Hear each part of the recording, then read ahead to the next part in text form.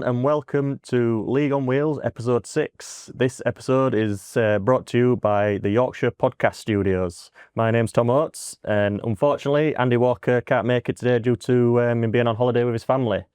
But let's not let that be a miss, because we do have an amazing guest host today, and this man can't seem to get away from the cameras as much since his first time.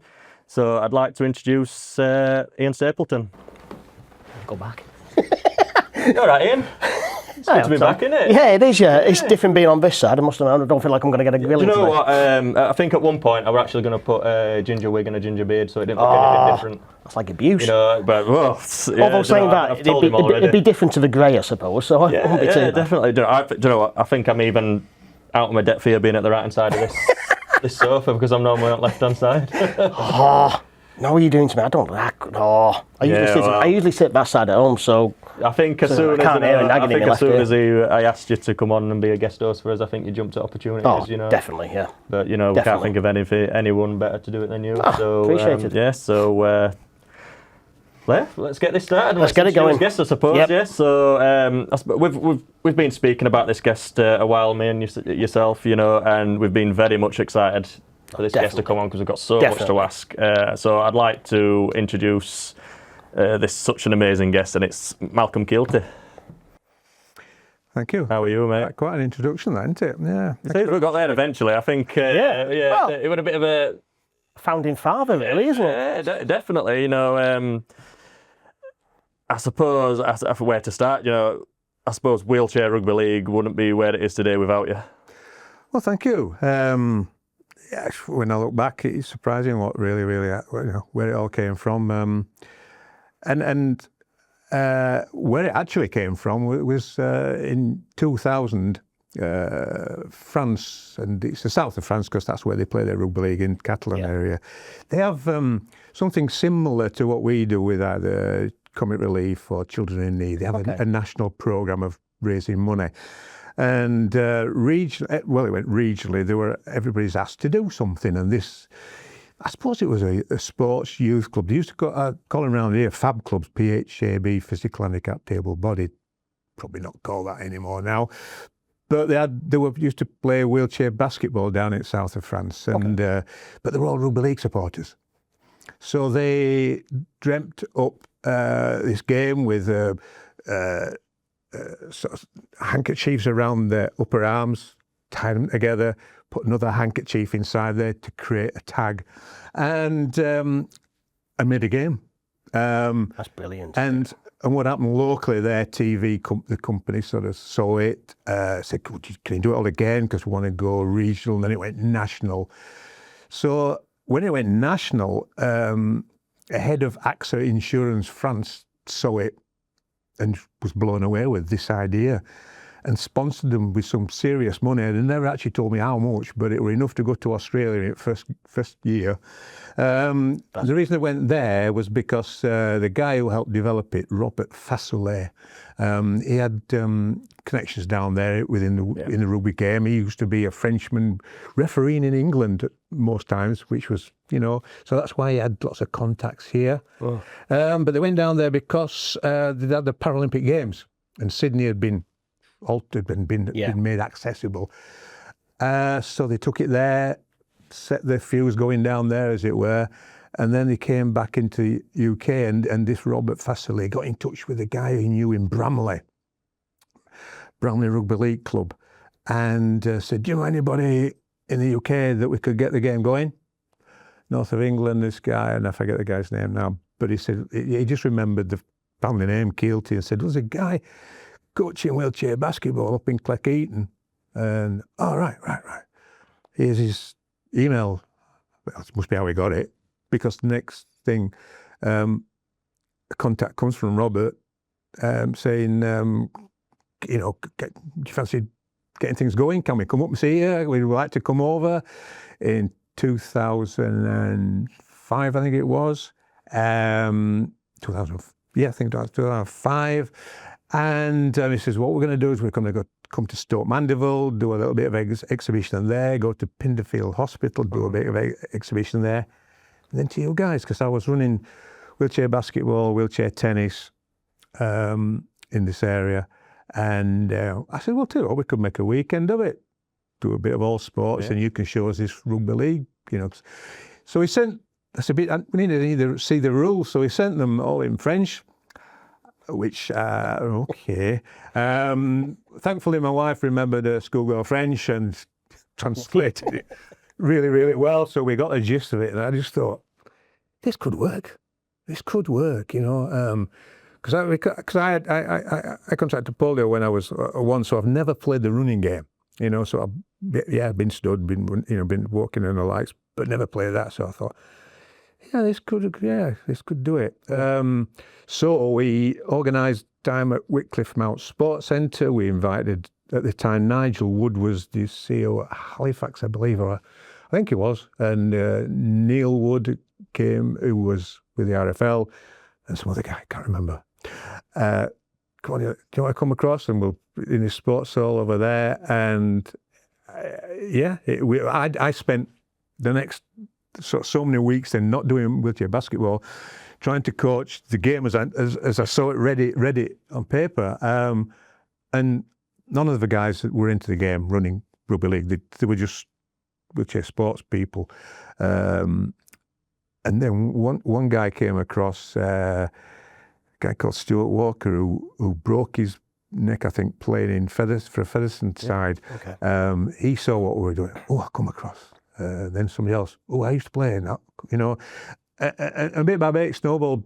But they came across, did the French, and as you do, well, we put some food on upstairs in bar and one thing other than that. And of course, after a jolly good time, like that evening, we agreed to go over to France in 2006.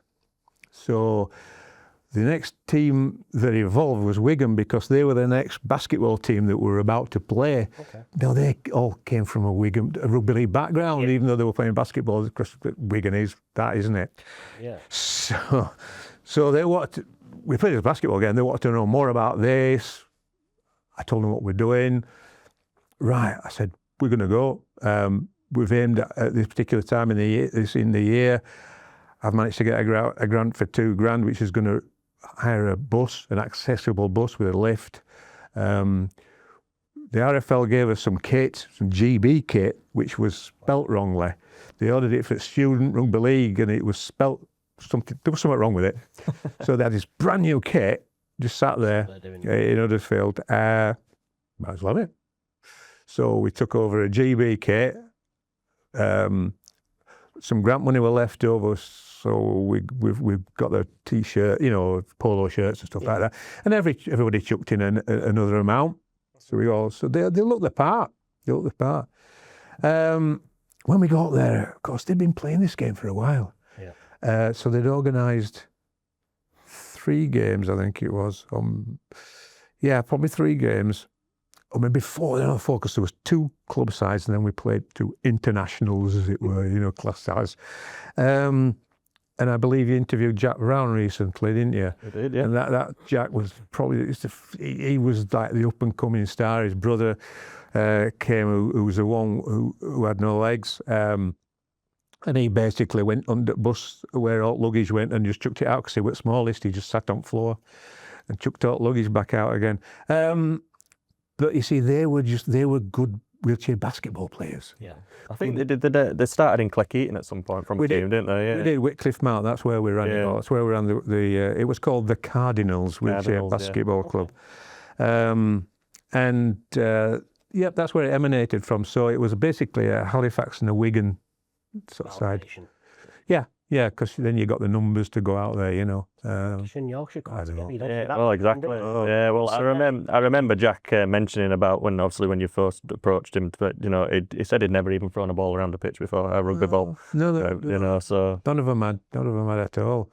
But they got the other skills, and as we were talking earlier,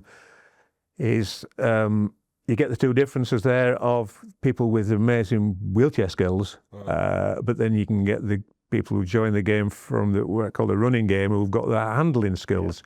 You're often rarely get the two together, but they are bit by bit now. That's what's happening. Yeah, completely. Wayne Boardman, who's the senior coach at Halifax, and he came from playing the running game at Wakefield, I think it was. I think he had a stint at Dewsbury under one of the Kelly brothers coaching, and he broke his back in a motorbike accident. Yeah. So he came.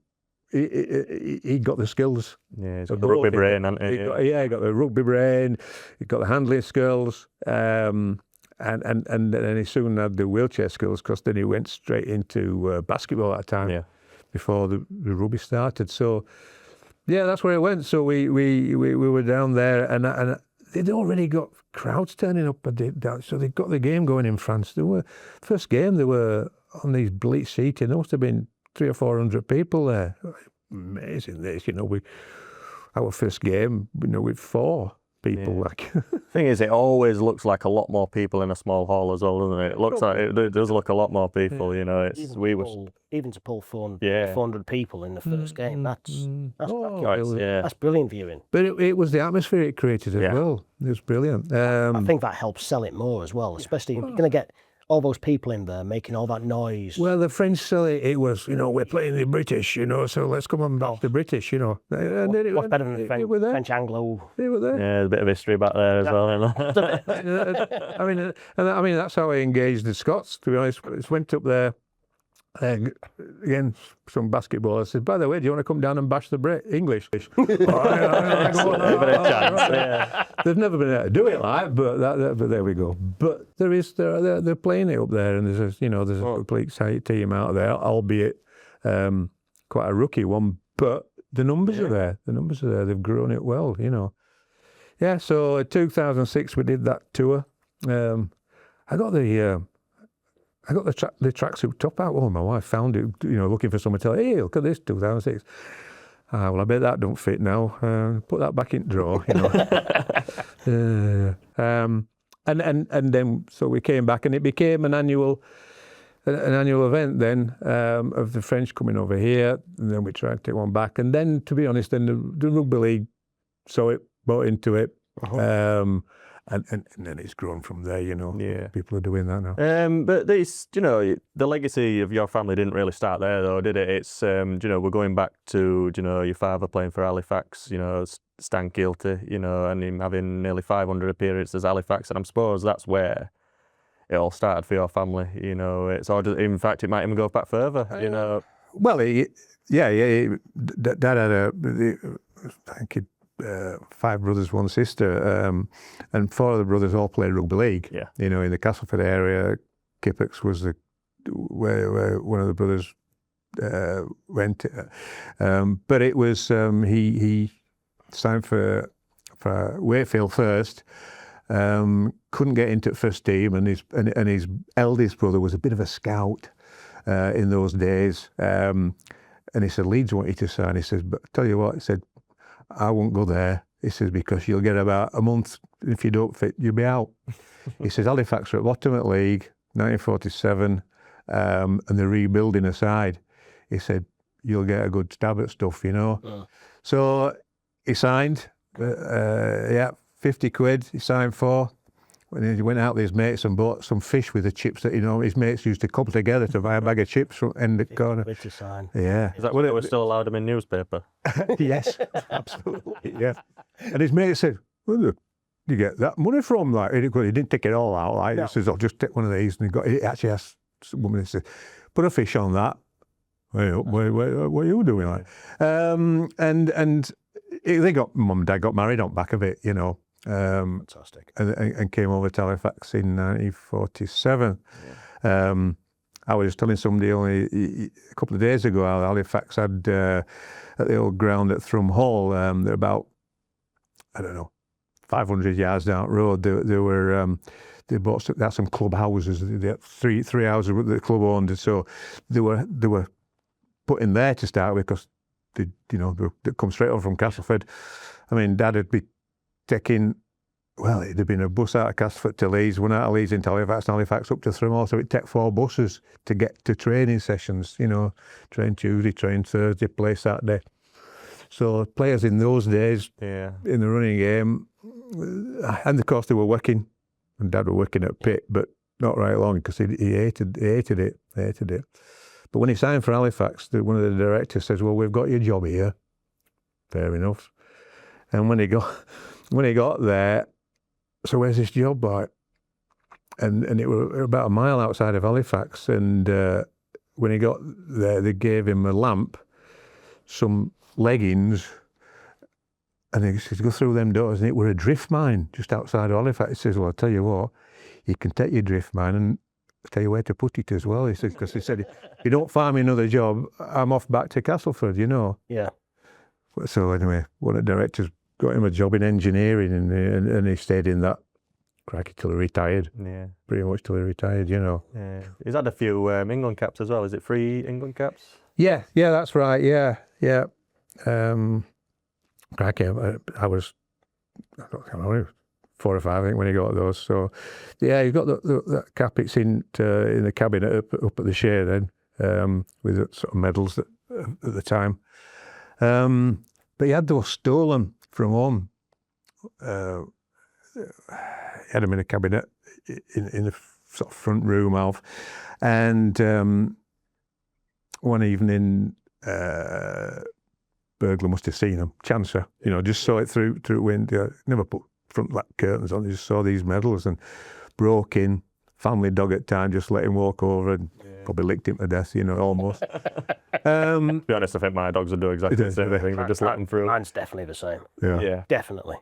And so they were gone.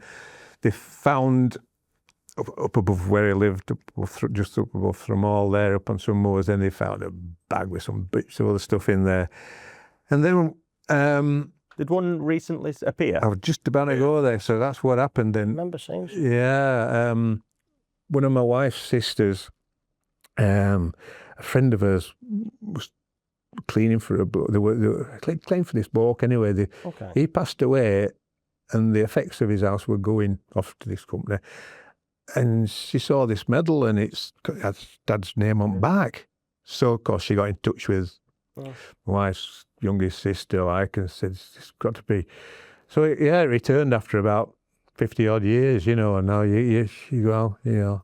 I love little stories like that. Cracking story. Or medals or anything along the lines. Yeah. All of a sudden they appeared back with the family. I think that's brilliant. Well, I suppose when it turned back up, I suppose it's a sentimental asset to you as well, isn't it? You know, when it turned back up again, you know. Yeah, well, that's right. Me and my brother, it's just the two of us, you know. So anyway, it's in that cabinet up at the Share now, you know. So let's put it, you know, let's leave it there, you know. Because we've, you know, our family's down the line.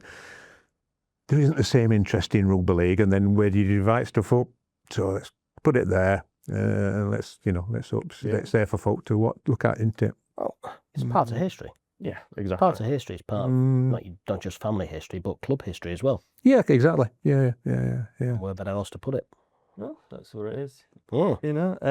So, in the current state of Wheelchair Rugby League at the moment today, what do you think the current state is, and where it currently lies?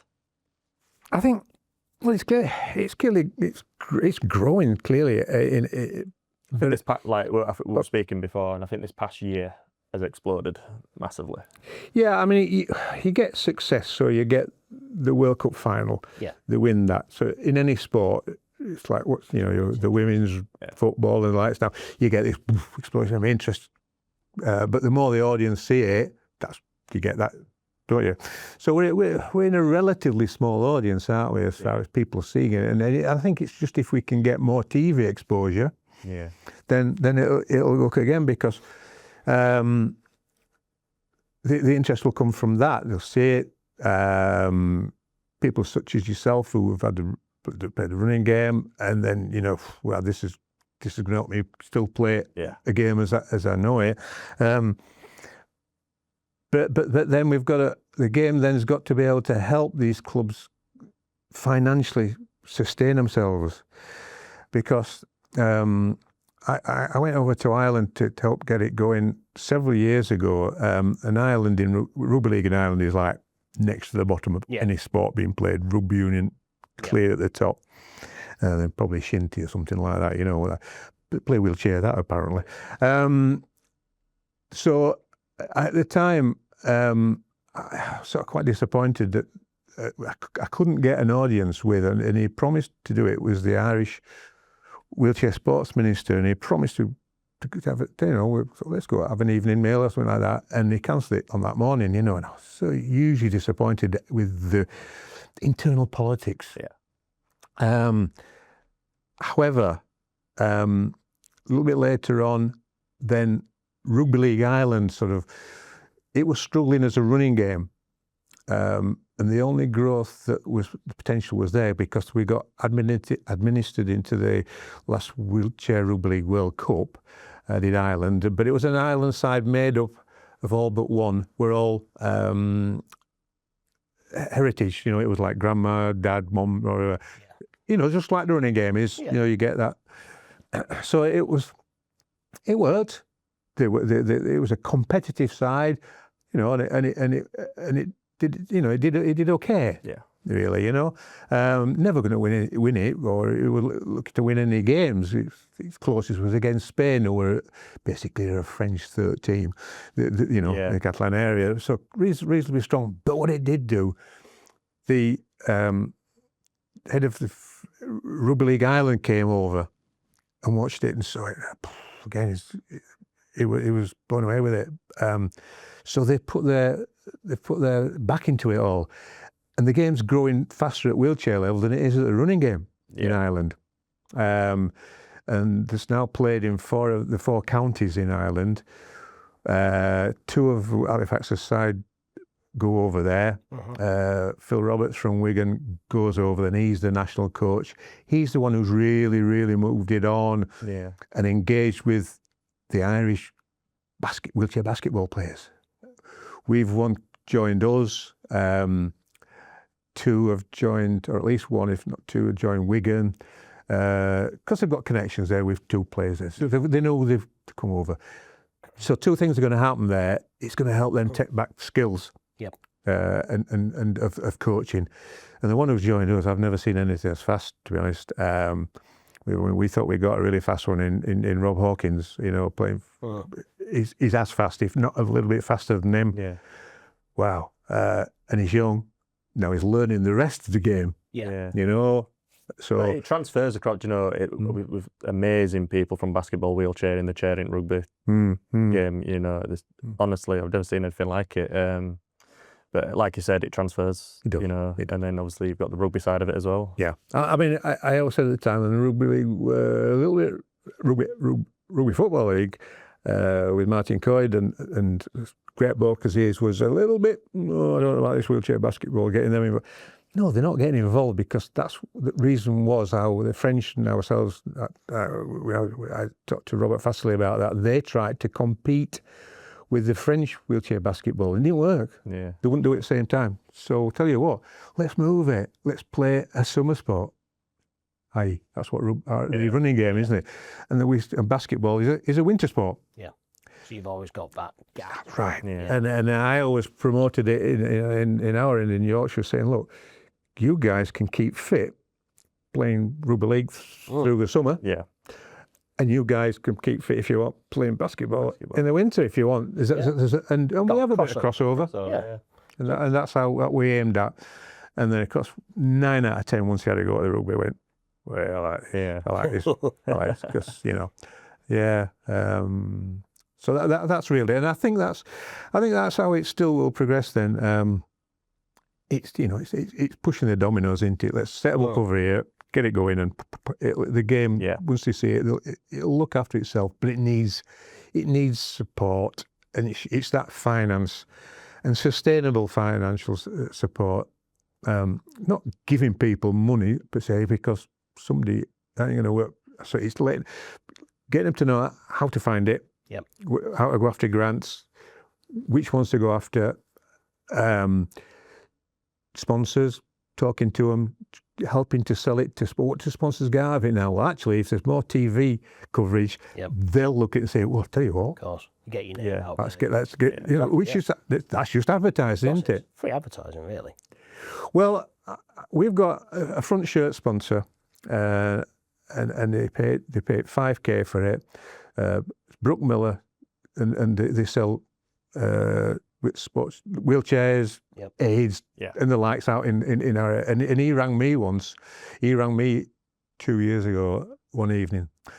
He says, I'm with one of rugby league directors. He said, I think I'm being a bit dumb, aren't I? He said, I should be sponsoring you guys, shouldn't I? I said, well, that seems a reasonable idea to me, mate. Yeah. Given what you're selling, given your background. And he's been really good, as Adrian. He has. He's been really, really good in supporting the club. And then it goes from there, so the likes of Spire Healthcare, they got in touch. Not huge amounts of money, but tell you what, you're in the healthcare business, aren't you? Oh. So we've got a product. We have a product. If people can help get it on TV more, then we've got a product that we can sell to others, haven't we? Not only playing it, but financially supporting it. Yeah.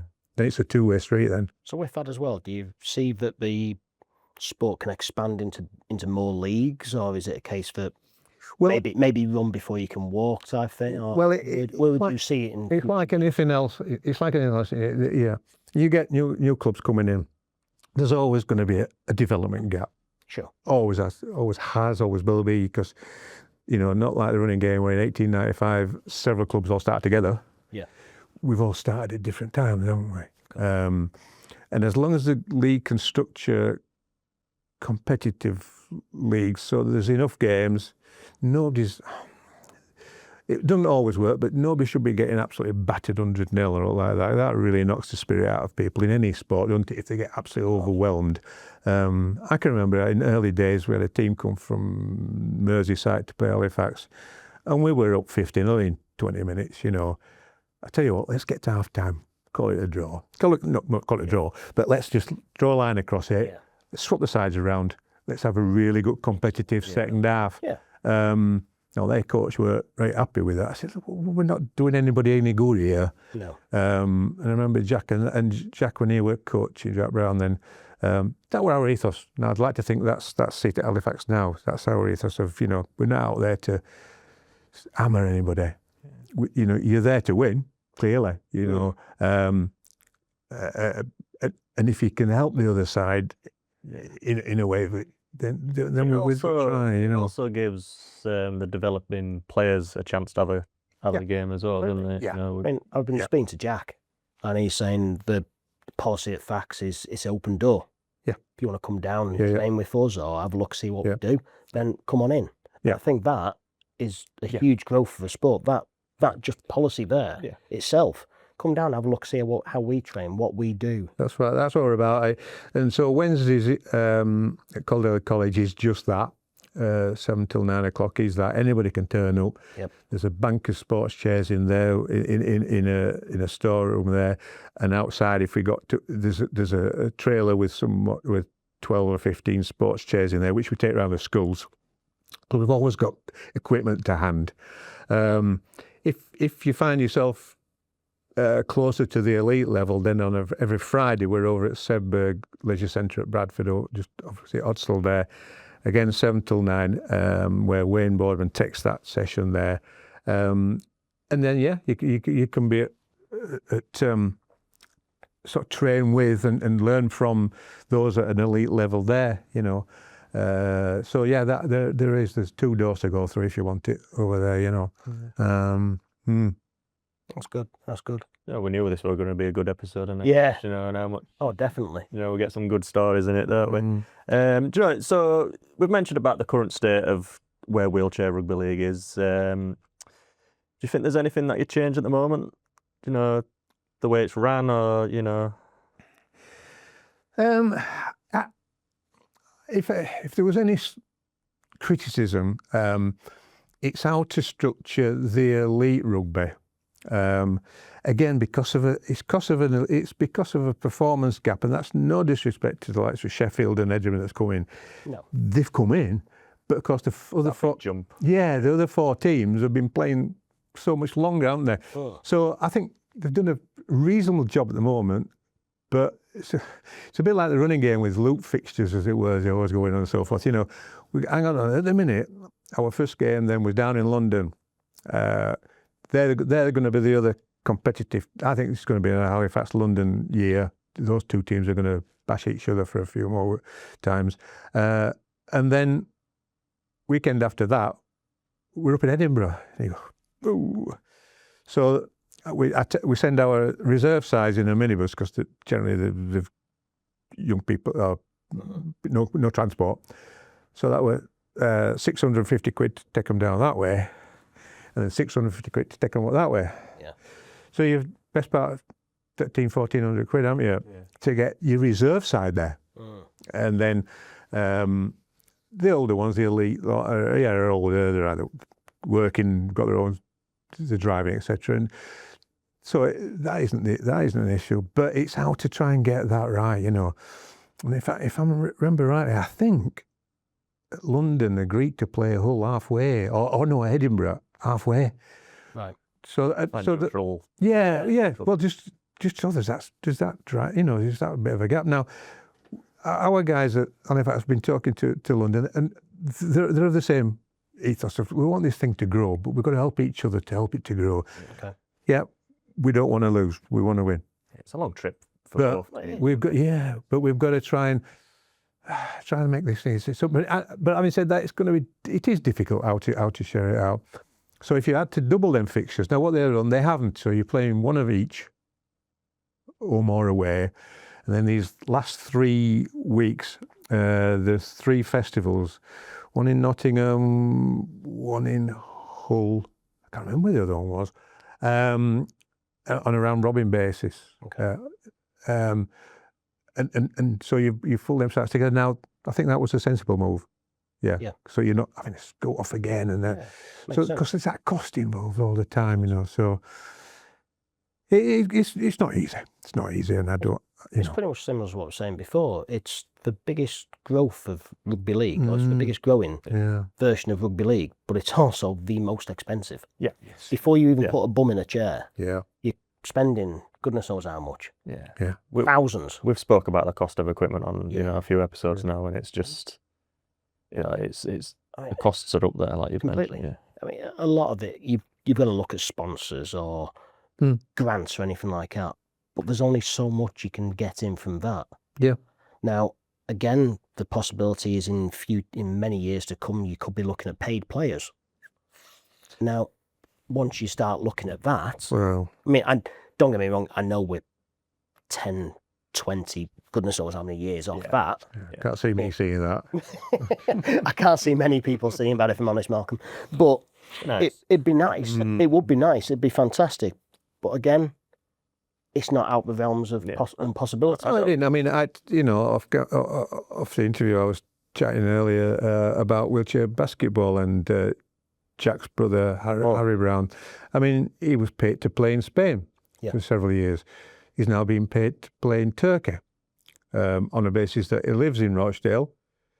They pay his flight to go over to Turkey for 4 days. He plays as a stopover, then they fly him back. So, but it's one main employer. It's one big employer that wants to be successful for either that club, and that's his thing, and that's what it was with when he was paid to play in Spain, along with 2 or 3 other guys from England, from UK. Now that sounds pretty familiar, doesn't it? That an owner wanting to buy players to play to win games sounds very familiar. So it could work. It could work. So what do you think about expansion ideas for wheelchair then? So there's always been for years there was a running game, you had the War of the Roses.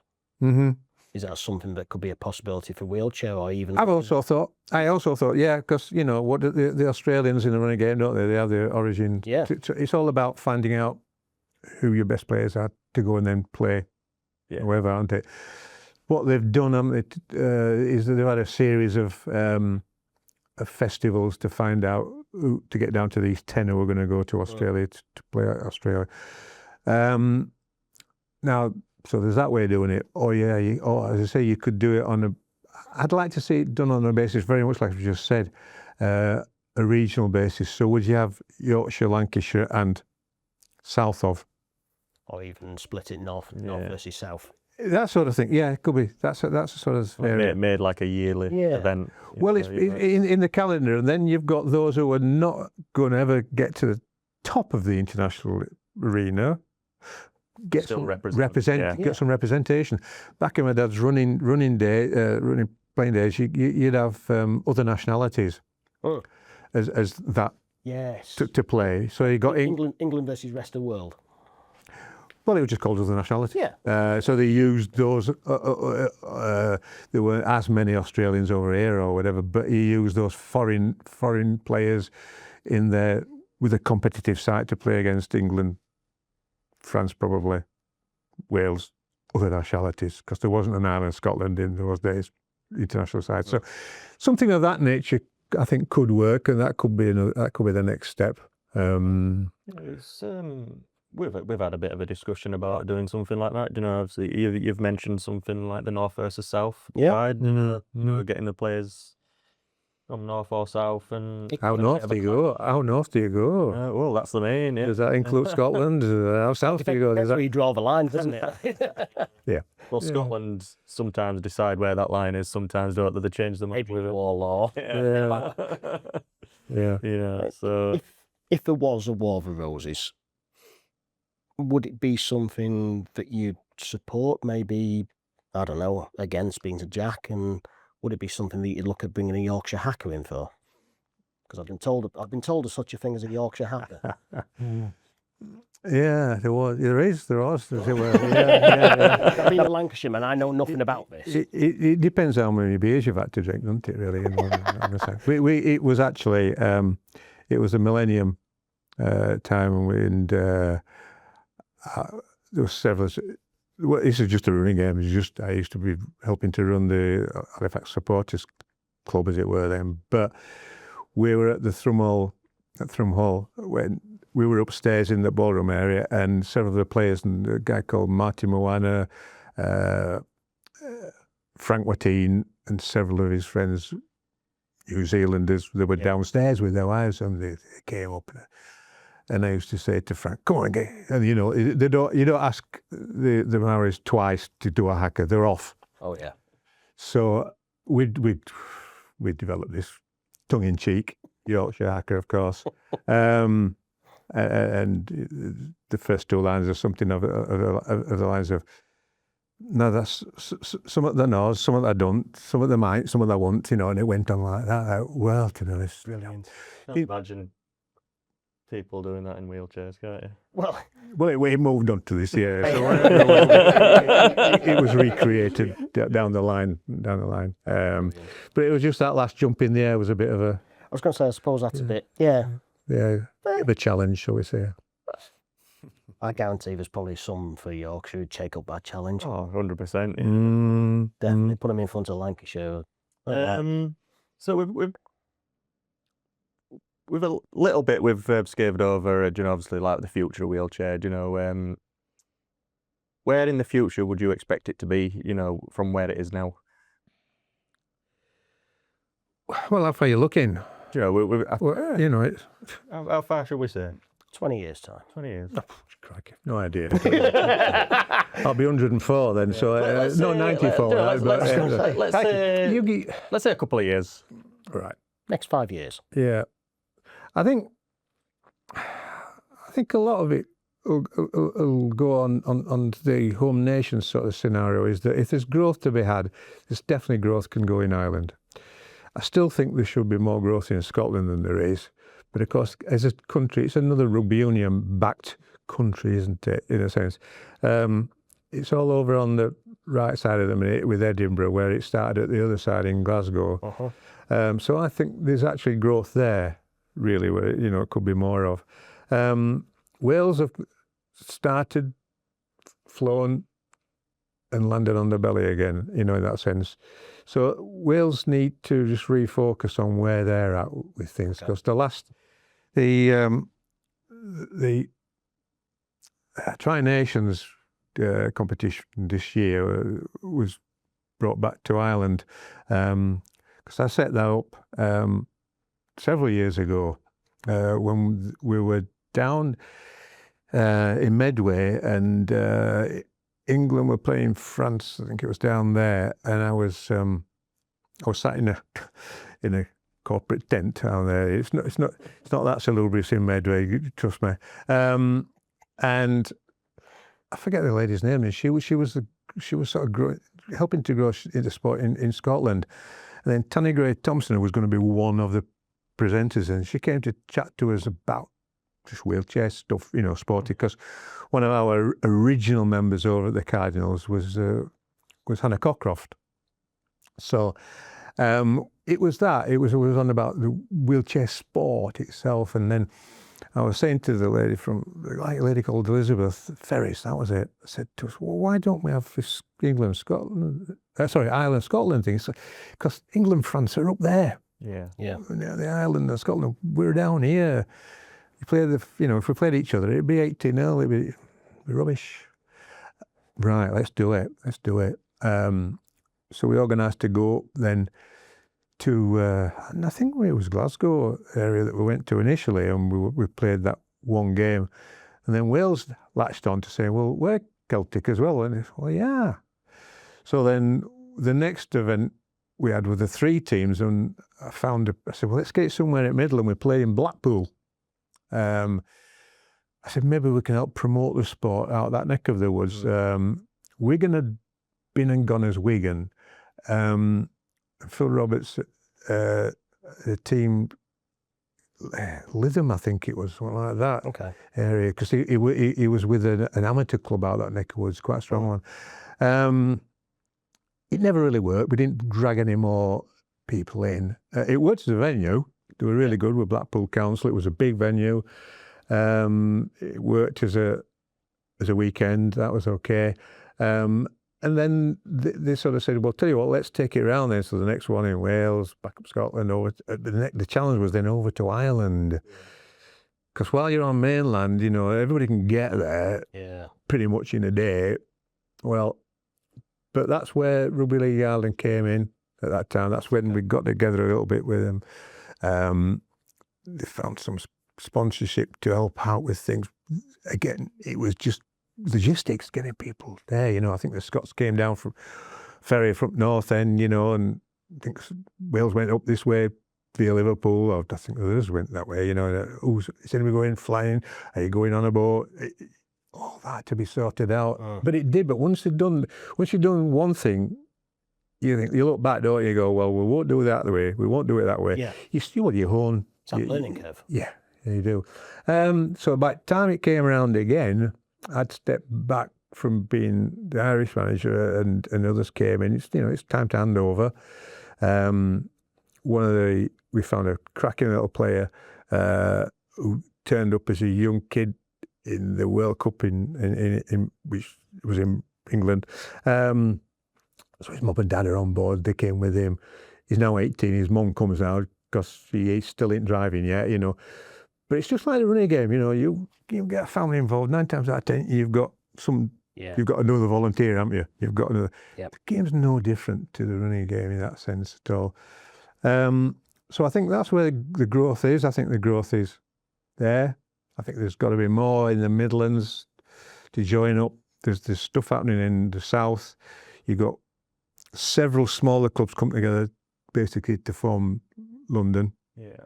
There's new teams popping up here, there, and everything. And there's because when we went down there last year, they didn't have a reserve side, but what our reserves did, we played 3 smaller games against 3 smaller clubs in that area, and it worked. Yeah. But this time they have a reserve side because again, so they've grown it. It's just you grow, don't you? You throw that pebble into the pool and off it ripples. Yeah. So we can speak. I'm sure there's a lot more we can speak about, and we've had some amazing stories already. And I think we started off that fast into stories. We actually forgot to do as last week's fixtures. We did. So we're gonna go into some last week's scores. Mm-hmm. And obviously yourself, we'll get your input from yourself. We'll get input from you, Malcolm, about what we think. Mm-hmm. So we'll start with Regional South. So it was Medway Dragons and Bedford Tigers. It was Medway 20, Bedford Tigers 58. Well, to be honest, I only just got Rugby League Express this morning, and I've only just read it while I was waiting outside, so I've just seen some of those scores. Yeah. You know. What do you think? I think with them, it just again goes back to shows the development. Yeah. It shows the development as to where it's coming from. Do you know, even myself, It's not a huge scoreline either. Yeah. It shows that you've got a crux down there. Yeah. I'm not as clued up with the regional south, to be fair. You know, it's. Yeah. I think you're more likely. Brentwood Eels 64s, 64. Woodland Warriors 27. Brentwood are always going to be strong. Brentwood are going to be strong. I think they've got a good. Those are some of the. I think those were the sides that we played last year against our reserves. You know, and our reserves won those. However, two of those reserves have moved up to Super League level, and now in our reserves, I would suggest that would have changed. I would suggest that they'll have got a little bit stronger in a year, in 12 months' time, and have done that and learned a lot more. You know. Completely. Right, let's move further north now to Championship West. Rochdale 42, North Wales Crusaders 40. Well, Scott must say yourself, really, you know. Yeah. That for me shows how Rochdale have come on. They've been playing really well. I think they've got good form lately, haven't they? You know, and North Wales Crusaders aren't exactly a slouch team, are they? No, not at all. You know, I think that, to be honest, that would have been a really good game to watch. It would have been. It sounds like it was clearly, really close. So that puts Rochdale 2 points ahead of Crusaders in second and third. Yep. So this comes into your ball, does this one? So I'm going to be asking you about this one. I'd rather do. Warrington Wolves 16, Hereford Harriers 40. Yeah, I mean, if you take the half-time score 16-14 up, and we just had mechanical problems. Yeah. Our key player, or one of our key players, sorry, had a blowout. Yeah. He'd started off, he even came onto the pitch, and before first whistle had gone, he'd had a blowout on his tyre. Had the same one go again. We've mentioned numerous times on these podcasts about 1%ers and how much they make a difference and how much they can cause issues. You know, these little, you know. Yeah. But there's depth as well in any playing game, in any team sport. Is that you know you can have your first five great, you get one person has to come off, and if your replacements can't just fill that gap, then it can be, well, that's just a team sport, isn't it? It can be challenging. Yeah. So that leaves Hereford 4 points in front at the top of the table. Yeah. Yep. Would you expect them to be there? Yes. Yeah. 100%. Yeah. I can't. I haven't seen them at all. Right. I can't see anybody taking it. Championship East now, and this one were an interesting one. You know, I think everyone were had the eyes and ears open for this one. Castleford Tigers 16, Bradford Bulls 24. Yeah. You know, a lot of people were wanting. I'd have put my money on Castleford. Yeah. There was banter going amongst our, because two players playing with Bradford now will play with Halifax, so you always get that WhatsApp banter going around, and but they must, as far as I can read, you know, Bradford just hit on everything that they should have done right, did do it right. Everything, you know, they were just spot on apparently. Strength after strength for Bradford at the moment. I think a different day would it have been different? It could have been, it could have been. You know, that's the best thing about the sport. But the exciting one is the guy playing for Castleford, Domingos, is it? Louis. You know, yeah. We thought we weren't going to mention him today. Could mention him every single podcast. We didn't even have to mention it. Didn't know. Yeah, I know. Yeah, you know, we've said it numerous times, and I saw him several years ago playing wheelchair basketball, and I thought, what an athletic guy. He's amazing. He's a joy to watch. He scares you, doesn't he? Scares me, but Jesus out of me. When I at the launch over at York there, you know, I just thought his only issues was if you're not careful, he's going to whisk himself around. You know, because he Oh, you blink and he's at the other side. Yeah, but he was going around in circles too much. You know, but if there's somebody on there, just point him in the right direction. Keep going. I think that's what he needs, though. But what I was saying before, he's coachable, and that's the best thing. Yeah, if he's coachable, we can get him out of that. Get him into. It clearly is, because he wouldn't have got into England. 100%. Squad, would he? 100%. If had been. Yeah, and I suppose it's that smile on his face. He's always got a smile on his face. Yeah, Yeah. you're not wiping that off. So that puts Bradford at the top spot now. Yep. Yeah, Right. so it's So next game we've got York Knights 12, Batley Bulldogs 86, putting Batley back into third, but York have a game in hand still. They do. Yeah, York, I haven't seen since those festival things, but I think a lot of players have moved about, haven't they? Yeah, they've recently Castleford a couple. they've recently lost Carl. I think he's gone. Is it Hull FC? Yeah. Oh, they. All right. Yeah. And he were a big player for them. Very vocal, and his penalties are anywhere on the court he can kick, Right, and right. that's where it comes into points sometimes. I try not to big him up too much. He'll end up being bigger head than what he's got now. I mean, At least we're mentioning someone else. well, it's just fun. So Gary Atkinson, where's he? Because he was York. Has Is Castle? he gone to Castleford now? I think yeah. so, yeah. Yeah. He started over with us on that. He went on that trip to France, by the way, 2006.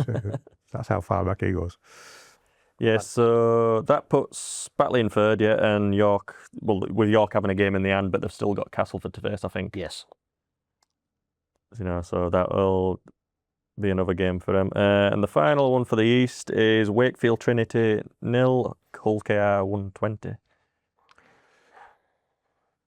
I think it's Gavin Dobson, doesn't he? Does he play stroke? I don't know what Wakefield. He's not at Wakefield at the moment. Isn't he? He came to us for a little bit, Right. but I think he's just having some time out at the moment. I think so. Yeah. I think. But with Hull KR putting 120, and I think they've made 2 new signings this week. I think and that's their first win of the season, so it were a big thing for them. Right. Their first 2 points on the Yeah, I board. don't know much about them at all, to be honest. I can't remember seeing them up at the festival right at the beginning. I don't know, but Yeah. no, I don't know. And then finally up until Super League, Halifax Panthers 80, Sheffield Eagles 24. I'll be not trying to belittle the Sheffield side in any street whatsoever, because I thought they were competing really better than I thought, to be honest. Scored first, we got back, they scored again, and it was then the Halifax guys, which Wayne didn't play in, Joe Calcott wasn't on. We played the new Irish lad and a reserve guy in there, but it was watchable without at all, And again, our ethos is not to go out there and absolutely stuff everybody. If we'd have wanted to do, we'd have put an absolutely top 5 out, to be honest. But that wasn't the theory. But they've got some good players there, but they do link up sort of well. But again, it's depth. It's that you get that 5. We mentioned before about Sheffield. They're still in that transitional period, being in Super League. They're brand new to it. They've got some amazing players there. There is a bunch of good guys over there, girls, and they'll strength after strength, and they have got that in depth in a sense. They've got because the reserves game was really. There's only 8 points in it, I think, at the end of the day. That was a really to and fro, and that was really good to watch in a sense, and it'd be really nice. I think it'd be really good when it's next week, isn't it? When Edinburgh plays Sheffield. Yeah. Yes. That'll be a good. And game. that's that level, isn't it? That's that cut-off bit again, is where the game's trying to get them to going and getting up to whereas For me, if I was going to pick one game for TV for next week, it'd be that one. That one, 100%. 100%. One, because you got the 2 new Super League teams. Yeah. You want to expand it out there. Where's perfect? Yeah, because I think it's players coming because it's out there, isn't it now? About next year, there's one's going to be invited where unfortunately Warrington are not going to be there next year, and Super League level, and you sort of thinking, right, who's that going to be? Is that now my first thoughts were, that's going to be a Castleford probably. I don't. Who knows? You never know, because at this moment in time, Hull aren't looking anything like, and I believe one of their guys in Norfolk I think he's gone to Leeds. So people just swap about, and so there's going to be a little bit of a middle transition in that area too. Yeah. And like you say, it would be good for others to say, "Ooh, we're not a million miles off that." Yeah, those bottom 2 and maybe that 4th. Yeah. So it would be good. Yeah. Leeds Rhinos 98, Hull FC 0. Well, that's what I'm saying. Is when we played Hull, you take Norfolk, forgot his name now. Tristan Norfolk, that's right. Out of it, and he was most of the time just out. Not. He's a good, strong player. But he came off and he didn't go on. Then he went back on again, and Hull just didn't look about. I'm thinking this isn't the whole team that were here last year. We struggled to draw with them. Yeah. But so it wasn't a surprise for me. It wasn't a surprise, even though Tom Halliwell's not in there. They're a strong side of Leeds. And it wasn't really a surprise. Final one for Super League: London Roosters 70, Wigan Warriors 0.